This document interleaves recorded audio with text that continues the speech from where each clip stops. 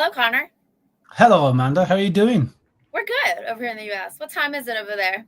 It is 3 o'clock on a warm afternoon. I say warm, it's about 16 degrees, but it's enough for Irish people to walk around in swimming trunks. I find it Yeah, roasting hot. it's Yeah. hot What about here. you? It's 10 Yeah, o'clock. hot. It's very Okay. humid. You're going to get Cool. to experience the summer humidity in the U.S. Yeah, In buddy. exactly 1 month. You're going to be here in 1 month today. Can't wait. Can't wait. It's on my calendar. I'm looking at it right there. Yeah. 11. Yeah, Yeah. can't wait. I'm looking Yeah. forward to it. It's going to be super fun.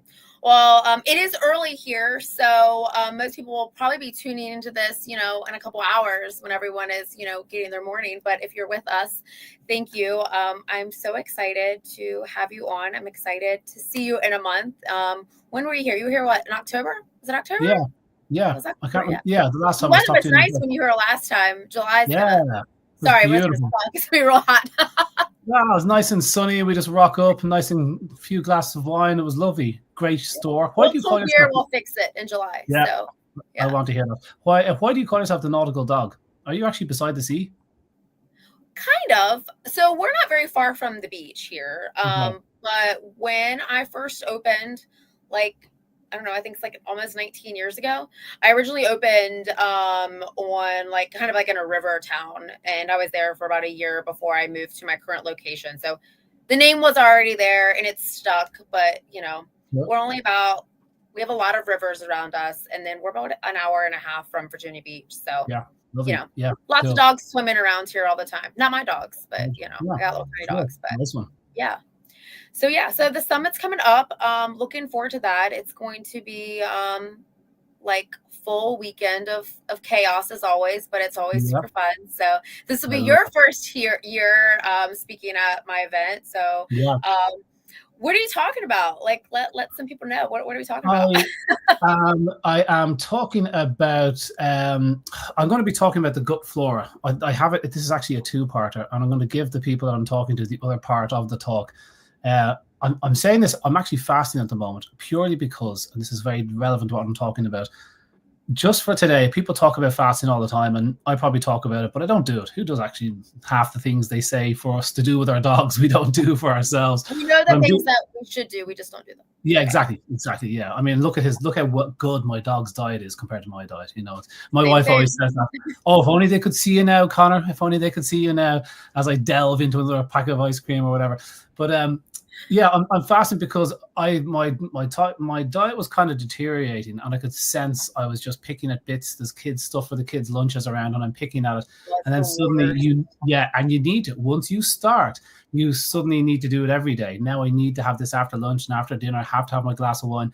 And all that stuff, as I explain to people, is like you're feeding a little flora. And that gut flora, once you start giving it a bit of sugar, they grow and they love it and they want more. And so they release certain compounds to pull all the ropes and wires that control you. And then you go off and you go buy your chocolate bar and cry afterwards. And so that kind of chemical drive to eat, that is because of the little gut garden you've grown. You go away with your pals for the weekend. You're drinking just solid cocktails. You come back Monday or Tuesday trying to eat healthy, but ultimately having dessert every night because you have just farmed sugar. And that is a key part of what I'm talking about. You get what you feed. You throw out carrots, you get bunnies. You throw out meat, you get foxes. And that is the battle that we have, because when you go on a health buzz, it's easier to stay on the health buzz. You kind of have to be kicked off it. So that is why I'm fasting. I'm starving the little buggers, and I'm going to starve them for 48 hours into submission. And then it's not a big. Do you know what? I thought I was really good saying stuff like this. 48-hour fast. I had done going over to. Met a couple of guys. We did this. We were over in Africa, South Africa, name dropping, but we're over in South Africa with Anaheim Borg. Yeah, like, I mean, just one of these little trips we do. And I'm there with Prof. Anaheim Borgman from Helsinki University. And I say, we're going around the Jeep, we're looking, and I said, guys, sorry, I'm not eating this morning. I'm on a fast, 48-hour fast. Aren't I great? You're waiting for everybody to high five you. And Anna goes, yes, I did 13 days before I came out. Oh. And I was like, 13 days without food? Is that not dangerous? And she goes, no, it's not at all. She goes, I had to physically come off it because I was being told I was traveling and all. I would so cave. after 2 or 3 days, it's actually not hard. The first day is the hardest because you've got all these guys, massive release of compounds saying, give us what we need. So it is an addiction. As much as we kind of say, look, it's just about the stuff you put in your face, stop eating so much and that kind of stuff. Yes to all that, calories in, calories out to a degree, and yes to all that. But the fact is, you are also chemically driven. It's a hormonal thing that to drive you to eat as well. So my talk was going to be about the gut flora, and I was so confident 2 or 3 years ago that I knew what I was doing. I was talking about probiotics and popping in probiotics here and there, but even my faith in probiotics has diminished rapidly to the point that I feel like I now know enough to know I know nothing at all, and I've kind of stopped using probiotics over the counter. Like here's a fact. I'm talking too much, but this is what's going to happen. No, you're not. Okay. But yeah, I think people kind of know at this stage. They know that people are going to pay to hear you talk. Okay. Yeah.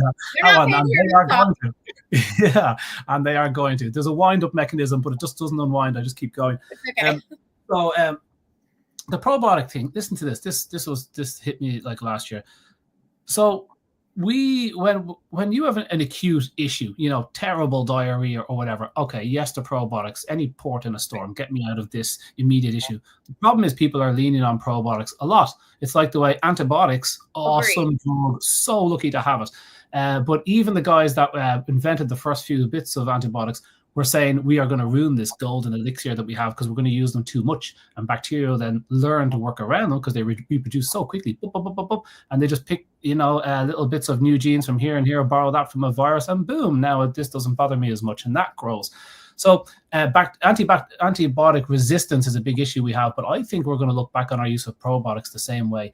Now long-term studies are showing us that actually using probiotics too much can cause a dysbiosis in your gut. So what you are trying to fix, it's like you keep on sending in the same bacteria. And it's like, no, we need, 100 plumbers. Well, there's 2,000 electricians. No, we need 100 plumbers. There's 2,000 electricians every day. And so I've often used that analogy, but an extra leap is that the bacteria we use in probiotics are bacteria that breathe oxygen. Lactobacillus, bifido, and bacillus. They're the 3 bacterial groups that you will find in your over-the-counter probiotic for humans and dogs, and there's precious little difference between those probiotics, let me tell you. They say these are canine probiotics, but think about it.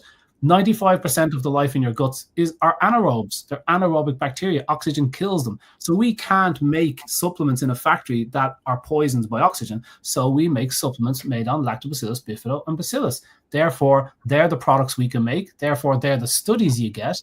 And therefore, we feed them all the time. But you are just feeding a tiny part of the biome. So yes, studies can show that they can help in small situations, at least studies in humans, some studies in dogs, but the long-term studies are not supporting their use regularly or long-term. In fact, if you use probiotics after antibiotics for much more than a few days, studies show it takes longer for your gut flora to get back to normal. So there is just so many questions now. The longer we move away from the probiotic thing has only been kicking off for 10 years, really. And so many questions come off the back of that. So do I give kefir every day? And what is my dog's normal gut flora? It's like, well, what's normal for me and what's normal for my twin brother in the same house on the same diet could be completely different. He has different stressors in his life. He's got different thoughts. He's got everything changes this.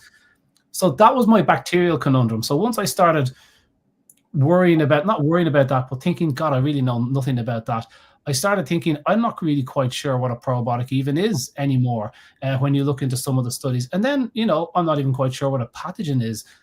The more time you think about pathogens are all good guys in the right numbers. That E. coli is a bad guy. E. coli is incredibly important part of your biome, and there's like several hundred species of them. There's 3 or 4 that will lay you on your butt, I mean, for sure. And they all come from the meat sector when animals are reared inappropriately on inappropriate foodstuffs. Right. There's a key point. Yeah. So we engineered this E. coli, and that's as a result of our growing these animals so inhumanely, packed tightly together, and antibiotics and stuff that we use on them, we get this animals, the meat can be a little bit contaminated with some nasty E. coli. But for the very large part, E. coli are really beneficial. They eat the oxygen in your guts. They communicate with your immune system. They fix your gut membrane. They keep yeast down. You kill E. coli, you'll get thrush. You kill thrush, you get E. coli. Like, everything is kind of important. And I really think the whole pathogen thing, I'm going to have a couple of slides on this at the talk.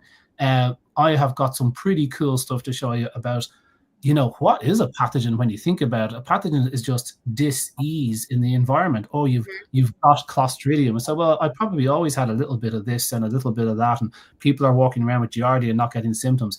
So this whole terrain thing that you hear people talking about, I'm just going to explain that to you and say, look, everything is okay in tiny little numbers, but any of us, any species that gets out of hand is a pathogen on that landscape. So once you start questioning probiotic, and once you start questioning pathogens, the reason we're so terrified of pathogens is because it sells stuff. It sells products. It's, antibiotics, antibacterial for your house. We must fight bacteria. Listen, if you don't like bacteria, buddy, you're on the wrong planet. You know what I mean? It's like, now it's not about fighting, it's about living with them, and using them and working with them is the key. So once I sow enough kind of confusion with the I'm going to make sure people are as confused as I am by the time I'm finished. That's what you're going to be paying good money for. You're all going to be completely confused. We're going to learn nothing. We're going to leave questioning our entire existence. Yeah, it's going to be an anti-learning. Very good, very good.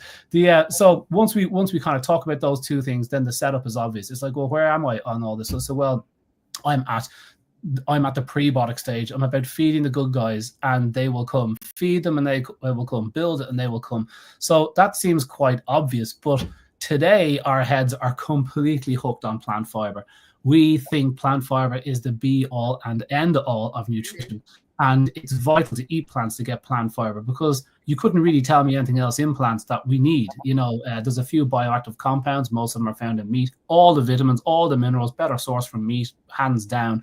And so the whole plant thing is interesting, but plants come with their own little defense mechanisms. A lot of anti-nutrients that people hear, phytic acid, because they don't want to be eaten. A lot of FODMAPs, which are, come from, and all sorts of things that make our tummies unwell. And so a lot of us struggle to eat plant material, to the point that if you have IBD or any gut condition, it's now definitely the advice that you get off plant fiber, not give more plant fiber, particularly the indigestible stuff. It aggravates IBD. And then the person recovers when you remove plant fiber, and then they put the plant fiber back in because it's so important. And then they relapse, and then they take out the plant fiber, starting to notice a pattern. So when you look at those studies and a number of the diseases we're told plant fiber helps with, when you look at the actual data for that, there is precious little. In fact, you might actually strongly question where this information came from at all. I don't want to give too much of this talk away, but the plant fiber thing is interesting. And it turns out that meat has an answer for every single type of plant fiber you can think of, from soluble and crude fiber. Meat has the answer. And now we have the studies to show it. So I'm going to leave people by the end of the day really thinking about, our 80-10-10s are fabulous. We're lucky to have them. 80-10-10, complete raw dog food, lots of meat, cartilage, bone, bit of organ meats. That's cool. Maybe a bit of veg, bit of color, who knows, whatever works for you. But there is a serious component of that diet missing. And I'm going to make sure people understand that by the time we're finished. And that bit is all the different types of carnivore fiber and what each one does for the dog. So that little bit is what I'm thinking about a lot today. And the push to move raw dog food a little bit to thinking about what the zoos are already doing for big cats. And so that's the thrust of the talk. Glad you mentioned cats. There you go. Gotcha. All the studies are in big cats that we have. Yeah. Did you know that you can actually feed hair to a cat and it'll produce butyrates from it, which is fat? Like, people don't understand how a cow works. People think that, well, this is how a cow works. Okay, so you've got a cow and she eats grass, and the grass goes down into the belly, into the rumen. We call it the tripe. That's the stuff where we're feeding the dogs. And she chews it around for a while. You love tripe. No, I said it smells great. That was brutal. Particularly gross lamb tripe. I'm not allowed to have it. Side note, we made a mistake years ago that we got these tripe sticks, and we opened them and put them loose on the bone bar. No. Terrible idea. Don't do that. Okay, sorry. That was my little squirrel. Yeah, that's an awful idea. Lamb tripe particularly is the worst. It's just juicy. Oh, it's gross. So I don't really have it in the house a whole lot. So the belly holds all the grass, And the reason the cows have such big bellies is it's a fermentation chamber. And so the grass goes in there and it's nice and warm and a few digestive juices, and then in come all the bacteria. So the bacteria are there fermenting the grass, because all mammals, it doesn't matter if you're a herbivore, carnivore, human, it doesn't matter. We can't break down plant fiber. We're not able to. We don't have the enzyme to break down cellulose, which is the plant fiber that causes digestive issues. It causes vegans serious digestive issues. It's why when you buy digestive enzymes for, I was going to say normal humans, non-vegans, it won't have cellulase in there. But when you buy vegan digestive enzymes, they have more cellulase in there for digesting all the cellulose. Yeah, and that reduces the gut issues that vegans can get. They're more prone to flatulence and whatnot, as I like to point out. So you get this cow, and it's got all this cellulosey material, grass, poor quality food for us because we can't digest it, but bacteria can. And the bacteria start digesting all the cellulose, and then they produce butyrates. And it's the butyrates, they're the postbiotics. So it's the butyrates the cow absorbs to build the size of her half-ton beast in 6 months. So it's the butyrates that the cow, it's not the grass that the cow absorbs, it's not even the bacteria they absorb, it's the stuff the bacteria produce that fuels the cow. That is cow fuel. And unbelievably, cats can do that from hair. So so this carnivore fiber thing is incredibly interesting. Cats are so efficient at digesting certain parts of meat and indigestible parts of meat that we would never. I mean, when we eat a steak, we eat maybe we can digest about 80% of it, and 20% of it comes out in our poo. But that 20% is fiber. Fiber just means indigestible material. So I'm going to shift everyone's head away from when they think of fiber at the moment, they think plant fiber. But fiber just means indigestible material. There's actually lots of different types of indigestible material. And I just love pointing out the cat one where you feed them hair and they can actually produce butyrates from that. That's unbelievable. I should know this. I don't. Yeah, there's loads of studies, and they all come from cats. There's a lot of cat studies, big cat studies in the zoo, because the two top killers of cats in the zoo is kidney disease and colitis. And the colitis one, they're put into bed with the additions of carnivore fiber. The kidney disease is, I mean, that's like the one thing that people come in to my store all the time with cats, and it's always kidney issues. And miraculously, they've been told to feed a bag of dry kibble. Right. Kidney disease. Don't do it, people. Don't do it. Yeah. I tried to post about that a few days ago. I put up a post saying, heads up, guys, there are no studies showing dry food is good for a patient with kidney disease, human, cat, dog, it doesn't matter. No. Only studies showing the opposite. Fresh food, it needs water. I mean, it's kidneys 101. They love water. And the rebuke you get from young vets coming on saying, this is preposterous. Where are all your studies? And I'm like, well, have you seen any studies where when they sucked the moisture out of the food that the animal did better? Have you read a study showing that? But I have to show a plethora of evidence that kidneys need water. I just thought, really all the time. All the time. I mean, that's like one of the biggest battles in the store here, because you've been in here, but we've got the whole like cat side in the store, and we've got all the cats in the cove, and so we have a lot of cat customers that come in here. But the kidney issues and the kibble, I always tell people, like, throw your bag of kibble away. That's like step one here. Yes. And but I'm interested about you talking about the probiotics, though. I'm going back to that because I had this conversation with Katie Woodley last year about how it is one of the most common supplements that people come in and ask for, but they don't know why they're asking for it. They don't even need it. It's someone in a Facebook group or their next door neighbor said, your dog has to have a probiotic and the dog is perfectly fine. I'm like, no, actually it doesn't. But they want to buy it because they were told. So I'm glad you're talking about that, because Katie and I had that conversation last year. So it's like we just lob it in. Sure, we'll just pop it in anyway. And it's like, well, there's a kind of a setup to the garden. Like, if you, when you talk about growing a nice garden, it's like you're standing there and looking at a flower bed, and you've got some lovely flower seeds, wild flower seeds. Everyone loves planting them. And you're looking at your pretty poor flower bed at the moment, which you've given no love to over the years, and it's covered in weeds. You don't just throw the seeds. That would be my garden. That'll be my garden too. That's why I've just covered it in a horrible plastic covering. The dog ate. Here's my dead cactus that I'm like keeping alive. That is upsetting, really, to be honest with you. That just makes kids cry. Hi, just get rid of it. What are you holding on to for? It's the only plant that I will ever have, and this poor thing has died of. I've never seen. I am really good at keeping animals alive for a very long time. Plants, yeah. I don't think I've ever seen anyone kill a cactus. I think that's pretty remarkable lack of water in there. Well, I gotta win at something over here. Plant killer. So yeah, I am not one to tend a plant either, but no, I think I can keep the cactus alive. I actually have look at this one. Check this out. Capsicum plants. You're like way better. Look at those peppers. Boom. Look at those. Boom. Look at that. That's now, impressive. Well, I failed the one thing that you're supposed to be able to not kill. So that is a very hardy plant you can't kill. Yeah. Inside in a cupboard with no water for years, and it's dead. And there's a rat beside it as well. It's just like, bloody hell, what a weird thing to keep. It's like a reminder to myself that every time that I think that I should get a plant, that like I could be one of those people who has good. Plants, I look at it and I'm like, don't waste the money. You can't. Get another dog or cat, but not a plant. Get another dog. Exactly, yeah. So look, you stand there and you've got your seeds and you're looking at your garden and it sucks. It's full of weeds. You don't just throw the seeds down into the weeds and hope that it works.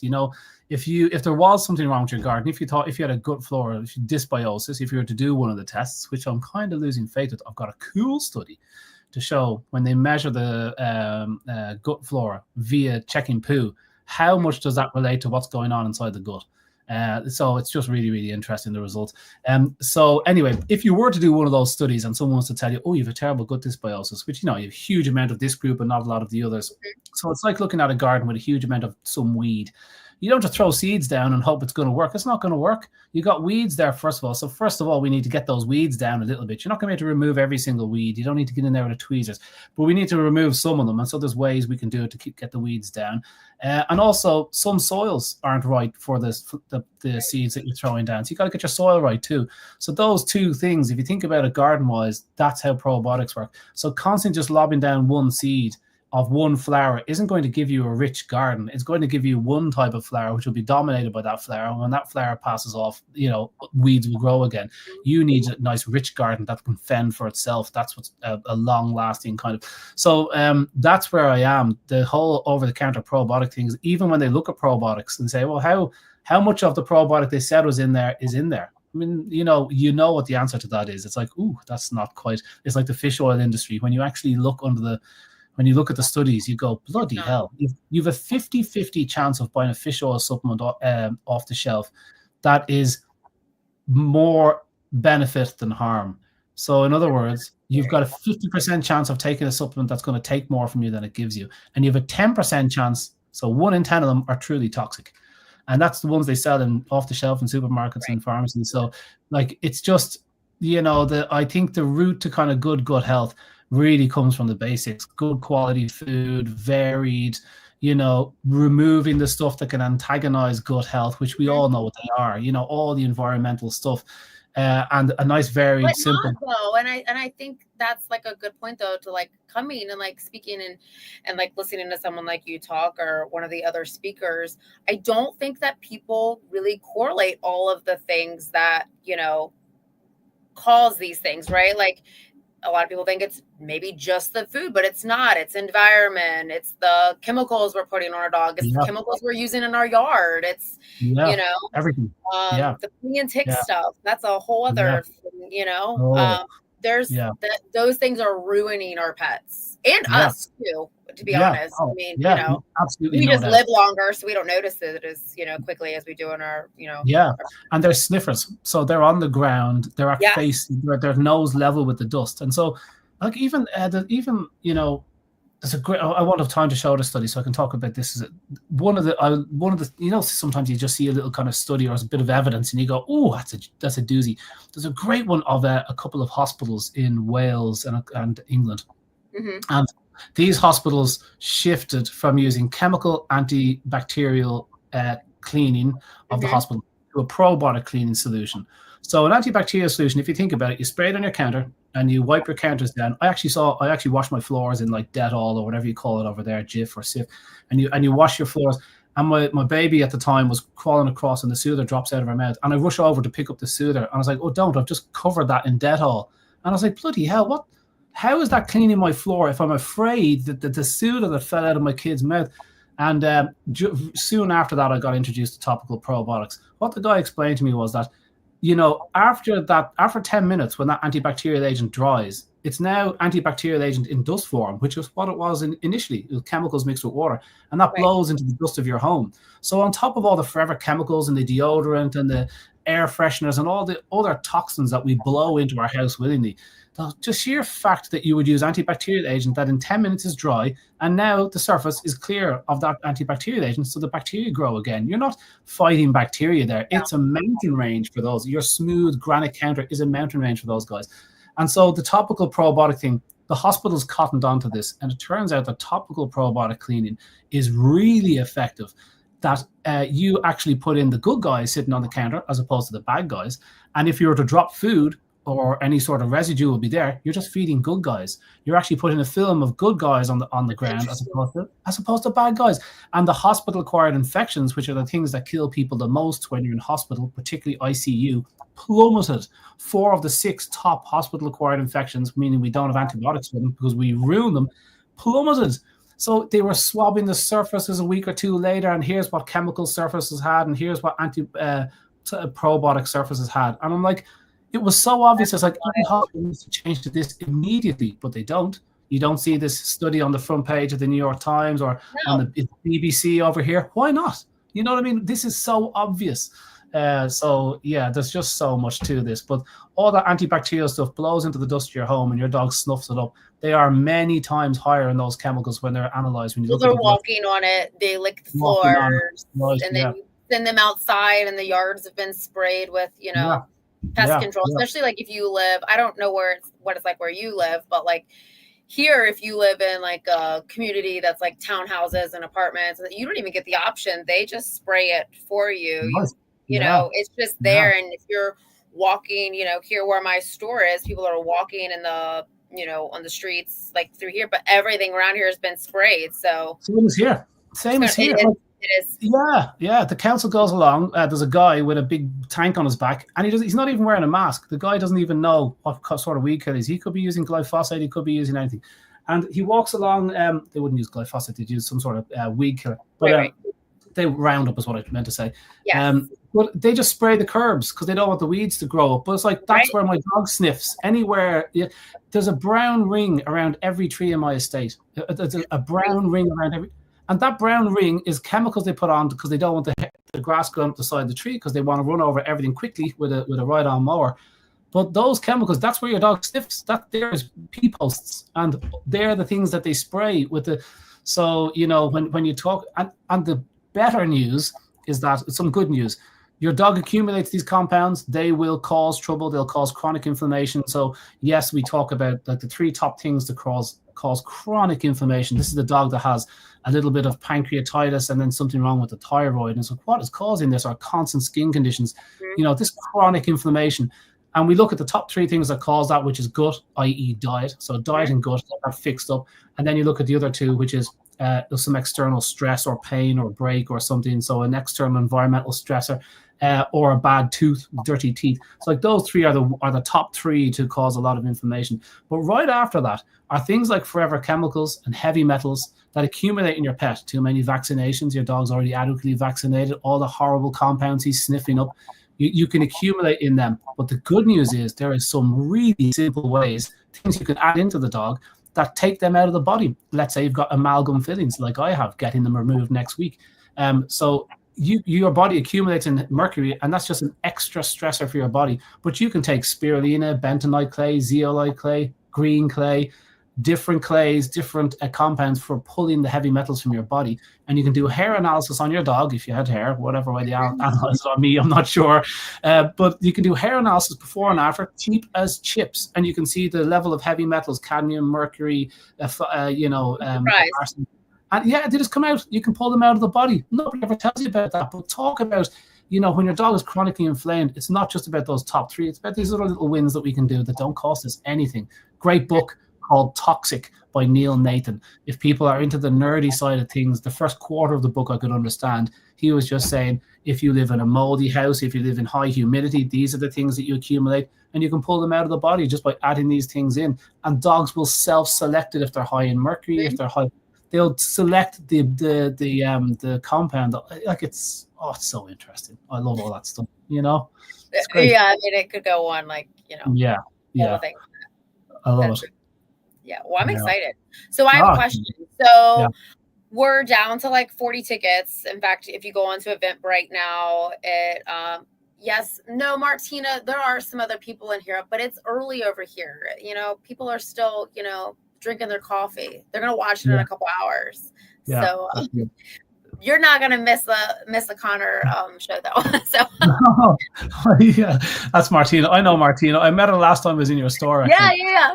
Awesome. So yes, they're all going to watch later, when they're all awake and after they've had their coffee. Where was I going with this? Oh, so yeah, like if you go to the Eventbrite page now, like, it says few tickets left, that, they're almost gone. So we've got, you're speaking, we've got Susan Thixton, Rita Hogan is coming, super fascinating to hear from her, Dr. Katie King is, Amy Wren, Sydney Quet's show.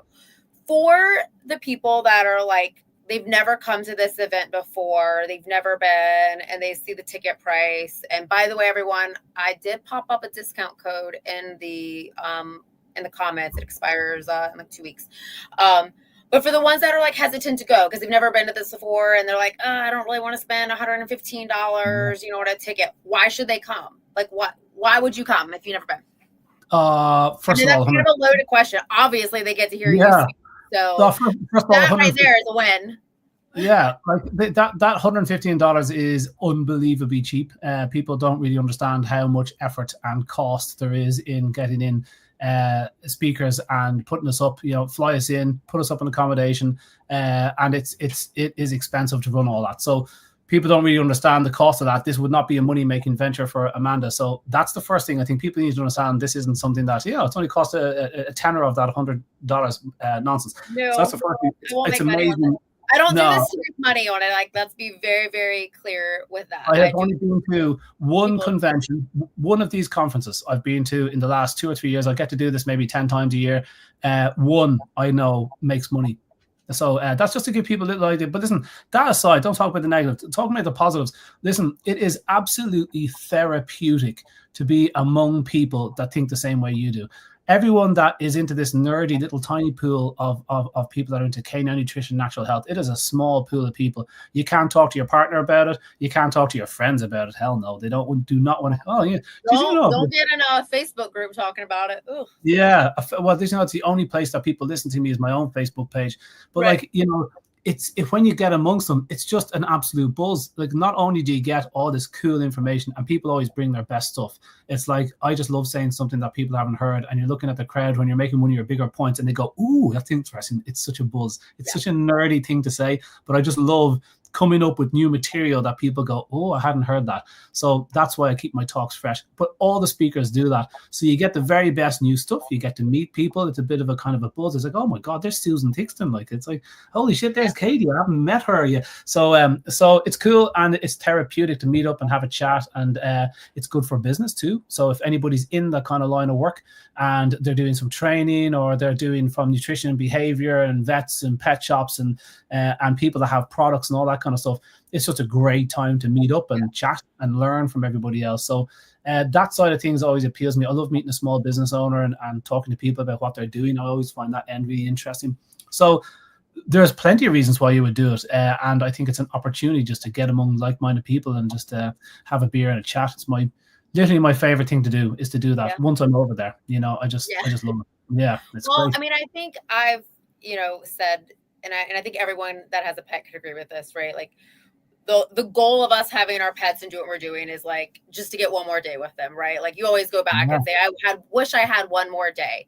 If you attend an event like this, or an event somewhere else, if this one isn't near you, and you go and you learn one thing that makes them live one day longer, you'd pay anything for it. you Yeah, know. yeah, totally. Yeah, And I'm going to learn a lot of things. I've learned some things, you know, talking to you this morning. And, you know, I think Rodney said, he has a quote that he says, and I'm going to screw it up when I say it, but it's like, if I know now, I wish I would know now than what I yeah, know now to help my pets. And, you know, everything is always evolving. Everything is always changing. We're always learning, and hence the more you know, right?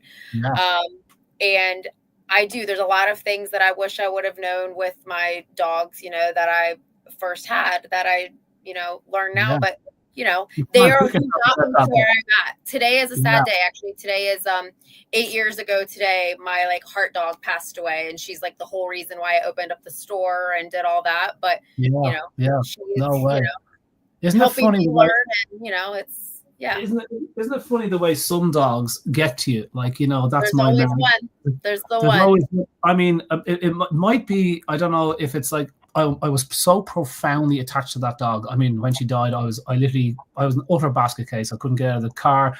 I don't know if I cried at my dad's funeral, but like, my God, I was just an absolute mess. But I wonder, is it because the amount of stuff that went on in my life for the 12, 14 years, quite a lot of stuff goes through. And being a typical, maybe it's an Irish bloke thing to do, but I probably don't deal with a lot of stuff. It's like, I'm just going to hide that under a pile of coats and Yep. not deal with that because it requires emotion and maturity.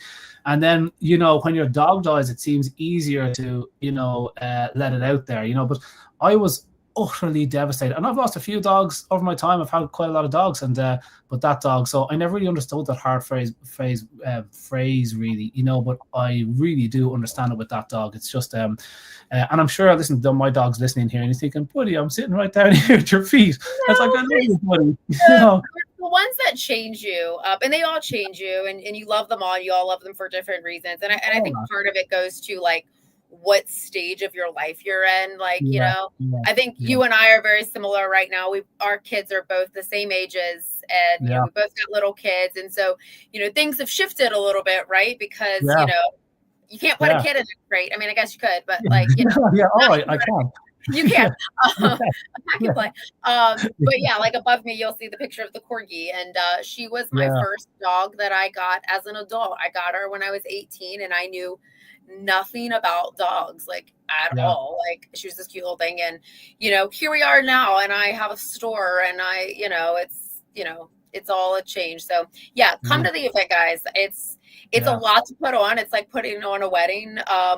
That's not fun for you. It's not fun. I did it for 3 years in a row. I did a natural dog conference in Ireland in 2015, 16, and 17, and it made me cry every time. It was just so. Yeah, there have been some tears, you guys. It's a lot. Oh yeah, it's not like, it's hard work to do it. It's like, it's a labor of love.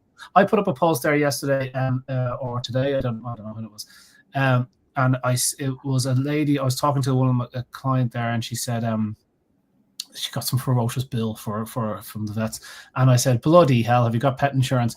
And she says, no, I don't. She goes, I can't really afford pet insurance, but I don't have pet insurance, but I invest everything into her food now to kind of, you know, ameliorate how much pet insurance I'll need. I thought that was so lovely. Like, you know, she pours every bit of resource into the food, so she makes sure that the dog is topped up.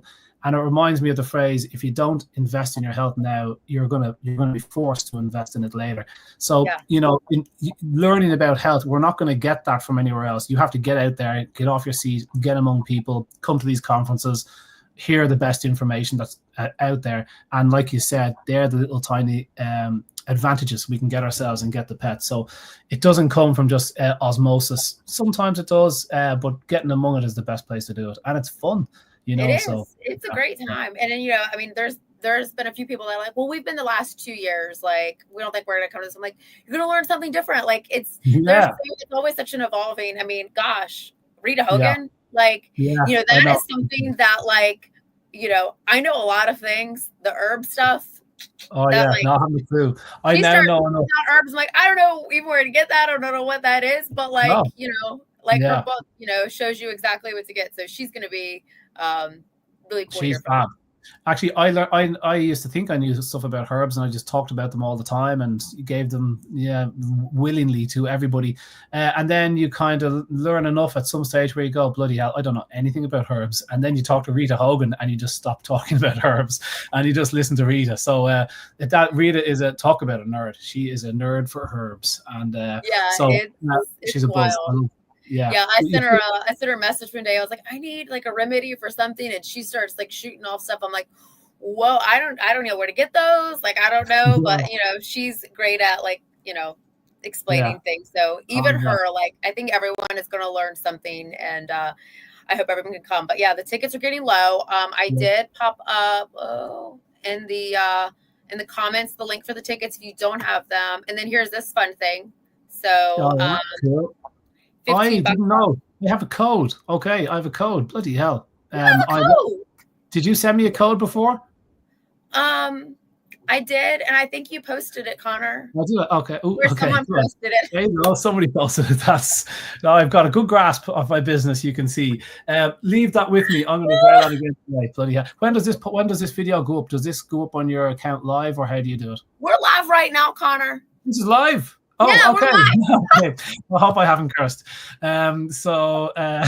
Okay. No, I mean, like, I thought you had a few minutes to kind of edit out some of the weird. No, we are live. You have done fantastic. Awesome. Great. My Sharon, she just got back from where you are. Oh yeah, you're Sharon. The one who works for me, her sister lives where you live. Tulneary. She lives in Tulneary, the girl I met when I was over there last year. Oh, her cool. sister's in Wicklow. Oh, nice. Yeah. Right, small world. I know, but she just got back, I think, last week. Cool. You released her of her duties for a week. That was kind of you. Sharon left me. Okay, Sharon, I know you're not watching this right now because you're at the gym, but you're going to be watching it in a little while. Sharon left me after 7 years. I finally, drove her into the grounds, and but she still should work here because she's in here like multiple times a week. Yeah. She misses us. Just I'm like, you could get paid to be. She could get paid to be here. Yeah, you need to grab her. She's taking lots of trips to Ireland and doing all of her things. She'll be working at the summit though. She's coming to work that day. Yeah, no, you need to bring her back into the store. You need to threaten her. Threaten her. Will that work? I know. I mean, I can't even threaten her with getting a discount back. Like it's like it costs you more to not work here. Yeah, come on, Sharon. I'll talk to her. I'll have a word when I'm over there. Sounds good. Yeah. Well, you guys, we are exactly 1 month away from the VIP event. If you did not get tickets to that, sorry, they're gone. So you can't get tickets to VIP. I believe there's a couple for the coffee talk the next day. Surprise you guys, Connor's going to be there for the coffee talk. So I don't go easily. We'll have mimosas. Oh yeah, I don't know what they are, but I'll have them. I hear you guys talk with like a drop of orange juice.